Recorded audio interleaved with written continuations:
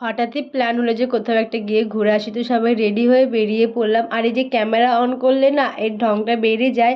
আর এই যে আমাদের চিকু সোনা গুড্ডি গুড্ডি করে হাঁটছিল, আর কিছু বাচ্চারা না বল খেলছিল, তো সেখান থেকে না চিকুকে একটু বল নিয়ে ও খেলছিল। আর একে দেখে আমার হাসি পাচ্ছে, কেন পাচ্ছে আমি নিজেও বুঝতে পারছি না। তো আমরা সবাই স্টেশনে এসেছিলাম। আর নামতে যতটা না সহজ লাগে না উঠতে ততটাই কষ্ট লাগে। আর এখানে দোকানে এসে দেখি কাকু গায়ে, তখন দূর থেকে দেখি যে কাকু আসে। আর কাকু আমাদের সাথে কথা বলে বলেই মাখছিল।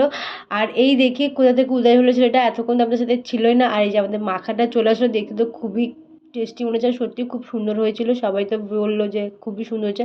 আর এই যে এখানে আমাদের বড়লোক বৌদি আছে, তো ব্যাংকে চলে এসেছিলো একটু টাকা তুলতে। আর এই যে এখানে চিকু এখানেও বদমাশি শুরু করে দিয়েছে। তারপর না চলে আসলাম ফুচকা খেতে। আর এই দোকানের ফুচকা না সত্যি খুব সুন্দর, আর যে ফুচকা না বড় বড় দেয়।